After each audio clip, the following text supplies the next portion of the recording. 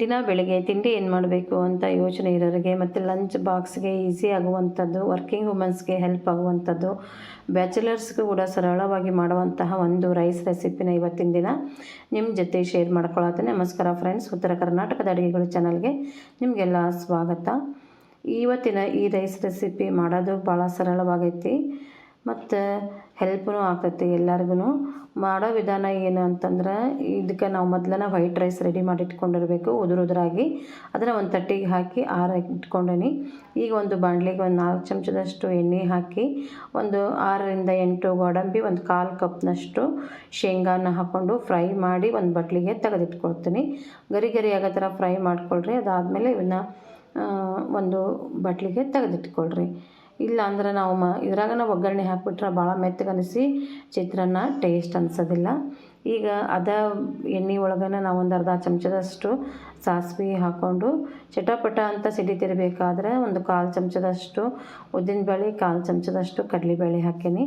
ನಾನಿಲ್ಲಿ ಭಾಳ ಸ್ವಲ್ಪ ಪ್ರಮಾಣದೊಳಗೆ ಹಾಕೀನಿ. ಯಾಕಂತಂದ್ರೆ ಒಬ್ಬೊಬ್ಬರಿಗೆ ಹಲ್ಲಿಗೆ ಸಿಗ್ತಾವೆ ಇವು ಕಡಲೆಬೇಳೆ, ಹಿಂಗೆ ತಿನ್ನೋಕೆ ಇಷ್ಟಪಡೋದಿಲ್ಲ, ಅದಕ್ಕೆ ಸ್ವಲ್ಪ ಹಾಕೀನಿ. ನಾನು ಒಂದು 6ರಿಂದ 7 ಮೆಣಸಿನ್ಕಾಯಿ ಹಾಕ್ಕೊಂಡೀನಿ. ಉದ್ದುದ್ದಾಗೆ ಕಟ್ ಮಾಡಿ ಹಾಕ್ಕೊಂಡೀನಿ. ಯಾಕಂತಂದ್ರೆ ಖಾರ ಜಾಸ್ತಿ ತಿನ್ನೋಕೆ ಇಷ್ಟಪಡದೇ ಇರೋರು ಸೈಡ್ಗೆ ಎತ್ತಿಡ್ತಾರೆ. ಅದಕ್ಕೆ ಹೀಗಾಗಿ ನಾನು ಉದ್ದುದ್ದಾಗೆ ಹಾಕೀನಿ. ಎಲ್ಲರೂ ಖಾರ ಇಷ್ಟಪಟ್ಕೊಂಡು ತಿನ್ನೋದಿಲ್ಲ ನೋಡ್ರಿ, ಅದಕ್ಕೆ. ಆಮೇಲೆ ಒಂದು 2-3 ಮೆಣಸಿನ್ಕಾಯಿನ ಎತ್ತಿಟ್ಕೊಂಡೆ, ಅದು ಯಾಕಂತ ಆಮೇಲೆ ಹೇಳ್ತೀನಿ. ಈಗ ಒಂದು ಕರಿಬೇವಿನ ಸೊಪ್ಪೊಂದು ಹಾಕ್ಕೊಂಡು ಚೆಂದಾಗೆ ಫ್ರೈ ಮಾಡ್ಕೊಳ್ರಿ, ಗರಿ ಆಗೋ ಥರ. ಅದಾದಮೇಲೆ ನಾವೇನು ಅನ್ನ ಉದುರಾಗಿ ಮಾಡಿಟ್ಕೊಂಡಿದ್ವಲ್ಲ, ನಾನಿಲ್ಲಿ ಜೀರಾ ರೈಸ್ನ ತೊಗೊಂಡಿದ್ದೆ. ಉದುರಾಗಿ ಅನ್ನ ಮಾಡಿ ಹಾಕಿಟ್ಕೊಂಡಿದ್ದೆ. ನೀವು ಉಳಿದಿರೋ ಅನ್ನದಿಂದನೂ ಈ ಒಂದು ರೈಸ್ನ ಮಾಡ್ಕೋಬೋದು. ನಾನಿಲ್ಲಿ ಅನ್ನನ ಹಾಕ್ಕೊಂಡು ಸ್ಟವ್ ಆಫ್ ಮಾಡ್ಕೊಂಡೀನಿ. ಒಂದು 2 ಮಂದಿಗೆ ಆಗುವಷ್ಟು ರೈಸ್ನ ಮಾಡಿಟ್ಕೊಂಡಿದ್ದೆ. ಅದನ್ನು ಹಾಕಿ ಕಲಿಸ್ಕೊಳ್ತೀನಿ.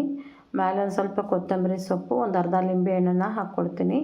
ಲಿಂಬೆಹಣ್ಣಿನ ಬದಲಾಗಿ ನೀವು ಮಾವಿನಕಾಯಿನೂ, ತುರಿದಿರೋ ಮಾವಿನಕಾಯಿ ಇದ್ದರೆ ಹಾಕ್ಕೋಬೋದು. ಸೀಸನ್ ಒಳಗೆ ಸಿಗ್ತೈತೆ ಮಾವಿನಕಾಯಿ, ಅದನ್ನು ಕೂಡ ಹಾಕ್ಕೊಂಡ್ರೆ ಟೇಸ್ಟ್ ಇರ್ತೈತಿ. ಅರ್ಧ ಲಿಂಬೆಹಣ್ಣು ಹಿಂಡ್ಕೊಂಡು ಇದಕ್ಕೆ ಅನ್ನ ಮಾಡುವಾಗ ನಾವು ಉಪ್ಪು ಹಾಕಿದ್ದೆ. ನೀವು ಉಪ್ಪು ನೋಡ್ಕೊಂಡು ಉಪ್ಪು ಹಾಕ್ಕೊಳ್ರಿ. ಟೇಸ್ಟ್ಗೆ ಅನುಸಾರವಾಗಿ ಉಪ್ಪು ಹಾಕ್ಕೊಂಡು ಇದನ್ನ ಸರಿಯಾಗಿ ಮಿಕ್ಸ್ ಮಾಡ್ಕೊಳ್ತೀನಿ. ಭಾರಿ ಸಿಂಪಲ್ ನೋಡಿರಿ. ಬ್ಯಾಚುಲರ್ಸ್ಗಂತೂ ಭಾಳ ಹೆಲ್ಪ್ ಆಗ್ತೈತಿ, ವರ್ಕಿಂಗ್ ವುಮೆನ್ಸ್ಗೆ, ಬ್ಯಾಚುಲರ್ಸ್ಗೆ. ಮತ್ತು ರುಚಿನೂ ಅಷ್ಟು ಟೇಸ್ಟಿ ಅನ್ನಿಸ್ತೈತಿ. ಮಾಡ್ಕೊಬೋದು ಯಾರು ಬೇಕಾದ್ರೂ. ಈಸಿಯಾಗಿ ಗಡಿಬಿಡಿ ಒಳಗೆ ಮಾಡ್ಕೊಬೋದು ಈ ಒಂದು ರೈಸ್ನ. ಮತ್ತು ಉಳಿದಿರೋ ಜಾಸ್ತಿ ಅನ್ನ ರಾತ್ರಿ ಉಳಿದಿತ್ತಂದರೆ ಬೆಳಗಿನ ತಿಂಡಿಗೂ ಈ ಥರ ಮಾಡ್ಕೊಬೋದು. ಸರಿಯಾಗಿ ಮಿಕ್ಸ್ ಮಾಡ್ಕೊಳ್ರಿ. ಮಿಕ್ಸ್ ಮಾಡ್ಕೊಂಡ್ಮೇಲೆ ನಾವು ಏನು ಎತ್ತಿಟ್ಕೊಂಡಿದ್ವಲ್ಲ ಗೋಡಂಬಿ ಮತ್ತು ಶೇಂಗಾ, ಅವನ್ನ ಹಾಕ್ಕೊಂಡು ಮಿಕ್ಸ್ ಮಾಡ್ಕೊಳ್ತೀನಿ. ಈಗ ವೈಟ್ ಚಿತ್ರಾನ್ನ ರೆಡಿ ಆಯ್ತು. ಈ ವೈಟ್ ಚಿತ್ರಾನ್ನ ಮಕ್ಕಳು ಅಂತೂ ಭಾಳ ಇಷ್ಟಪಟ್ಕೊಂಡು ತಿಂತಾರೆ. ಈಗ ಒಂದು ಚಟ್ನಿ ಮಾಡ್ಕೊಳ್ಳೋಣ.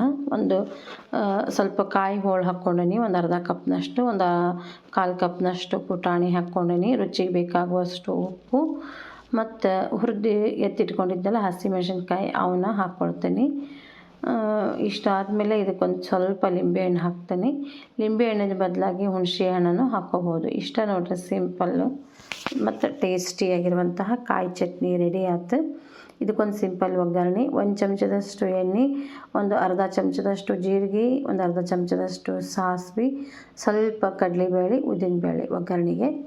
ಜಾಸ್ತಿ ಬೇಡ, ಸ್ವಲ್ಪ ಬೇಕಿದ್ದರೆ ಉದ್ದಿನಬೇಳೆ ಅಷ್ಟನ್ನು ಹಾಕ್ಕೋಬೋದು, ಅಥವಾ ಸ್ಕಿಪ್ ಕೂಡ ಮಾಡ್ಕೋಬೋದು, ಅವ್ರವ್ರ ರುಚಿ ಇಷ್ಟ. ಸ್ವಲ್ಪ ಕರಿಬೇವಿನ ಸೊಪ್ಪು ಹಾಕ್ಕೊಂಡು ಈ ಒಗ್ಗರಣೆ ತಣ್ಣಗಾದಮೇಲೆ ಈ ಚಟ್ನಿಗೆ ಹಾಕ್ಕೊಳ್ಬೇಕು.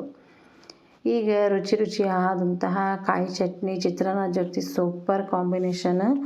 ನೀವು ಮನೆಯೊಳಗೆ ಟ್ರೈ ಮಾಡಿರಿ. ಈಸಿ ಆದಂತಹ ಈ ರೆಸಿಪಿನ ಯಾವಾಗ ಬೇಕಾದ್ರೂ ಮಾಡ್ಕೋಬೋದು ಅರ್ಜೆಂಟಿಗೆ. ಇದ್ರ ಜೊತೆ ಕಾಯಿ ಚಟ್ನಿನೂ ರುಚಿ ಅಂತ ಅನಿಸ್ತೈತಿ.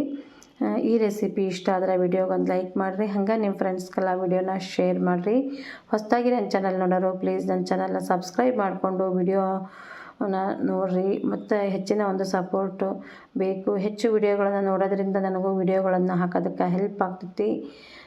ನಾನಿಲ್ಲಿ ಚಿತ್ರಾನ್ನ ಜೊತೆ ಸ್ವಲ್ಪ ಕಾಯಿ ಚಟ್ನಿ ಹಾಕ್ಕೊಂಡು ಟೇಸ್ಟ್ ನೋಡಿದ್ರೆ ಸಖತ್ ಟೇಸ್ಟಾಗಿತ್ತು, ಮಸ್ತ್ ರುಚಿ ಅಂತ ಅನ್ನಿಸ್ತು. ವಿಡಿಯೋ ನೋಡಿದ ಎಲ್ಲರಿಗೂ ನಮಸ್ಕಾರ, ಧನ್ಯವಾದಗಳು.